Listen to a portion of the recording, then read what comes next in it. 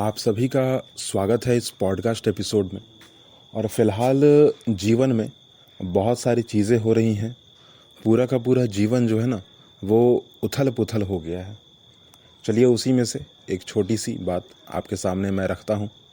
जैसा कि मैंने पिछले एपिसोड में आपको कहा था कि मैं खुद से जुड़ी हुई बातें आपके सामने रखूँगा और कोशिश करूँगा कि अपनी बातें और आपको दोनों को जोड़कर अपने साथ रोक पाऊँ, रख पाऊँ। आप हमारे चैनल को सब्सक्राइब करेंगे और आप हमेशा हमारे साथ बने रहेंगे। जो नए हैं वो सब्सक्राइब करें, जो पुराने हैं वो शेयर करें। बात है कुछ दिनों पहले की कि अभी जो है ना, हम लोग कुछ दिन पहले एक जगह पर गए थे जहाँ पर बहुत बड़ी मात्रा में लोग थे। और जो देखने को मिला वहाँ पर क्या है ना कि उम्र में छोटे लोग, जो उम्र में छोटे हैं, वो अपने माँ बाप की सेवा कर रहे हैं, माँ बाप का कहना मान रहे हैं, उनके हिसाब से अपना जीवन जो है वो जी रहे हैं। और वहाँ पर एक और सुंदरता देखने को मिली कि माँ बाप के लाख डांटने फटकारने के बावजूद बच्चे उनके साथ हैं हमेशा और उनको कभी छोड़ना नहीं चाहते हैं। उनका कहना है कि ये जो आसपास की गलत गतिविधियां हैं ना, गलत चीज़ें हैं ना, उन सभी चीज़ों से हमें माँ बाप दूर रखते हैं।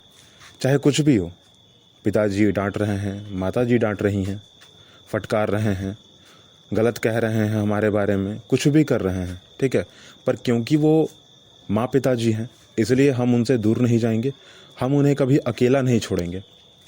जीवन में जो भी गलत चीज़ें हो रही हैं, जो भी असामाजिक तत्व हमारे लिए गलत है, जो भी चीज़ें, चाहे वो किसी के काम के द्वारा हो या कोई काम हो रहा हो, अगर हमारे लिए वो गलत है तो माँ बाप कहीं ना कहीं उन सभी चीज़ों से हमें दूर रखते हैं और इसलिए हम उन्हें छोड़ना नहीं चाहते किसी भी परिस्थिति में। पर वहीं दूसरी तरफ जब एक घर में जाना हुआ उसी स्थिति में, ठीक है, क्योंकि आखिरकार उस जगह पर, उस पब्लिक प्लेस पर रुकना सही नहीं था, क्योंकि वहाँ पर ज़्यादातर लोग जो है ना, सारे के सारे फैमिली मेम्बर्स ही थे, जिसमें माता पिता, भाई बहन, ठीक है, एक पूरा का पूरा फैमिली था। और वहाँ पर रुकना सही नहीं था क्योंकि कहीं ना कहीं हम उस माहौल को बिगाड़ रहे थे, कहीं ना कहीं हम उस माहौल को बिगाड़ रहे थे। और हमारा जो है ना जाना एक घर में हुआ, वहाँ पर हमने कई चीज़ों को देखा।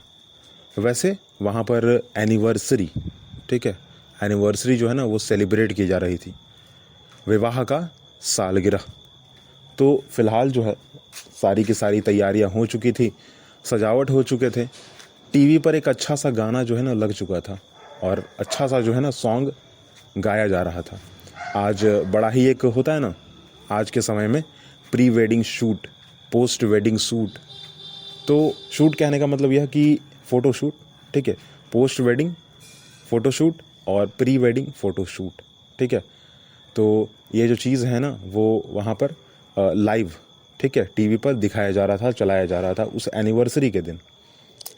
उस घर में स्थिति इस तरीके से गड़बड़ाया हुआ था ना, मतलब कह नहीं सकते।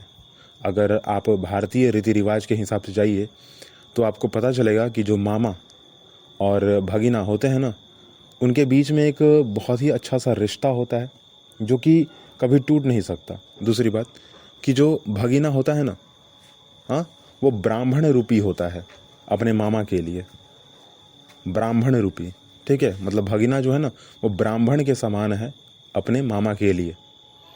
और मामा जो है ना कभी भी भगना का जूठा नहीं खाते और न ही भगीना जो है मामा का जूठा खाएंगे। यहाँ तक कि जो भगीना, जबकि उम्र में छोटे हैं पर फिर भी भगीना है, ब्राह्मण है, इसलिए वो पैर भी मामा का नहीं छुएंगे। तो फिलहाल इन सभी चीज़ों को देखते हुए, जो कि मुझे पता था कि हाँ भारत में ऐसा होता है और ये हो रहा है, जो कि बहुत अच्छी सी बात है, जहाँ पर एक रीति रिवाज यह कहता है कि भाई मैं बड़ा हूँ, आप मेरे पैर छूइए, पर यहाँ पर थोड़ा सा उल्टा है ना, जो कि बहुत अच्छा है कि भगीना उम्र में छोटा है पर फिर भी मामा का पैर नहीं छुएगा, यहाँ मामा जो है ना वो भगीना का पैर छुएंगे। तो ये बड़ा ही मतलब आश्चर्यजनक, ठीक है, अच्छा चीज़ है। तो उस घर में जो है ना बिल्कुल इसका अपोजिट चल रहा था। होना कुछ और चाहिए था, हो रहा था कुछ और। अब क्या हो रहा था, तो जो एनिवर्सरी वहाँ सेलिब्रेट की जा रही थी, ठीक है, एक्चुअली वहाँ पर जिस आदमी की एनिवर्सरी सेलिब्रेट की जा रही थी ना, उसके मामा जी, उसके मामी जी ना किचन में खाना बना रहे थे। अब आप उस घर की स्थिति समझ सकते हैं, उस रिलेशनशिप की जो स्थिति है वो समझ सकते हैं कि क्या हो रहा होगा। यहाँ तक कि उस घर में जो माता पिता हैं ना, वो भी किचन में ही लगे हुए हैं क्योंकि इतना ज़्यादा काम है। अब आप सोच सकते हैं कि जिस घर में बहू, जिस घर में बेटी, जिस घर में बेटा काम नहीं कर रहे हैं, बस ऐशो आराम की ज़िंदगी जी रहे हैं, एनिवर्सरी सेलिब्रेट कर रहे हैं, जो कि बस ऐसे ही चल रहा है सो चल रहा है। रिश्तों को तार तार करना जो है ना, वो इसी को कहते हैं। है कुछ और, करना कुछ और चाहिए था, पर कर कुछ और रहे हैं। तो ज़रा बताइएगा कि क्या भारत एक अच्छे राह पर चल रहा है? क्योंकि जहाँ पर माता पिता के द्वारा बुरा भला कहा जा रहा है, बच्चों को यह कहा जा रहा है कि हाँ आप अपना काम कीजिए, पर फिर भी बच्चे ज़िद करके माता पिता का ख्याल रख रहे हैं बूढ़े होने के बावजूद, उनकी डांट फटकार को सुन भी रहे हैं। तो उस कारण से भारत आगे जाएगा, भारत का विकास होगा, या फिर ये जो हमें नया नया जो रीति रिवाज देखने को मिल रहा है कि घर में एनिवर्सरी है और जिस आदमी का एनिवर्सरी है उसके मामा मामी जो हैं वो किचन में खाना बना रहे हैं, उसके माता पिता जो वो किचन में खाना बना रहे हैं, ऐसा सही है? हाँ, अगर वो मेहमान का आवभगत कर रहे होते तो शायद समझ आता, क्योंकि घर के बड़े बुजुर्ग जो है ना मेहमान का आवभगत करते हैं। घर की बहुएं अगर सिर्फ और सिर्फ कमरे में बंद हो जाएं कई कई घंटों के लिए, घर की जो बेटियां हैं ना वो कई कई घंटों के लिए कमरे में बंद हो जाए, घर में जो बेटे हैं ना वो बस कुर्सी तोड़ें, मतलब कि कुर्सी पर सिर्फ बैठे रहें, एक पैर ऊपर चढ़ाकर, पैर के ऊपर पैर चढ़ाकर, ठीक है, और घर में जो मेहमान आए वो इन सभी चीज़ों को देखे तो क्या कहेंगे?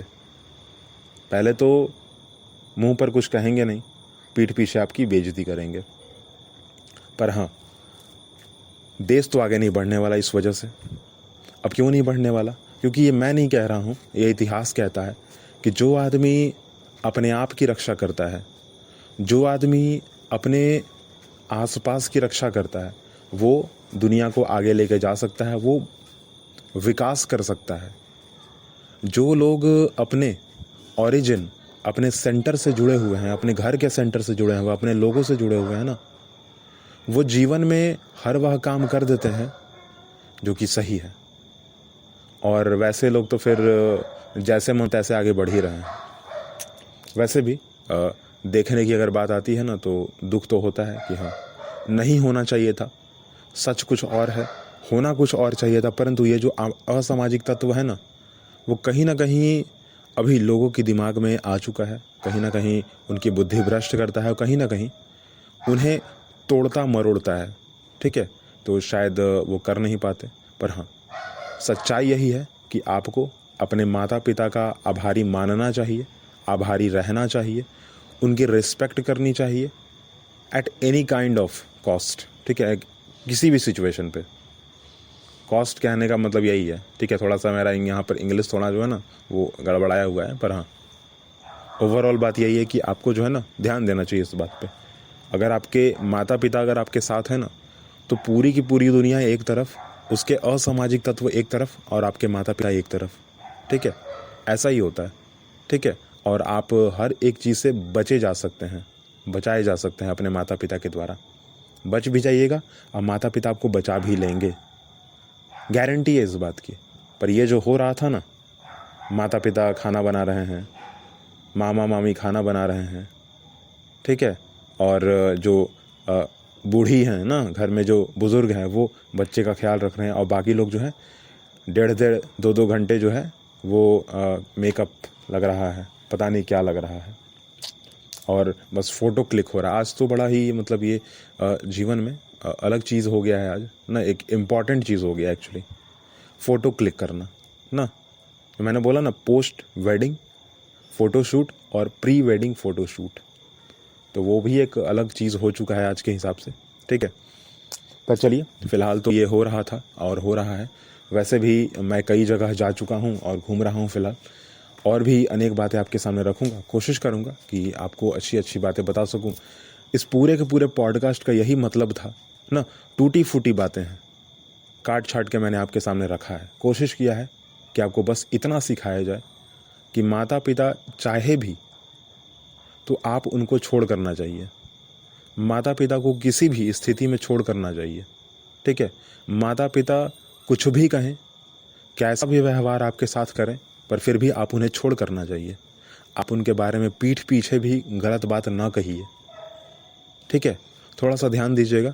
और वैसे ही कि आप हमारे चैनल के साथ हमेशा बने रहें।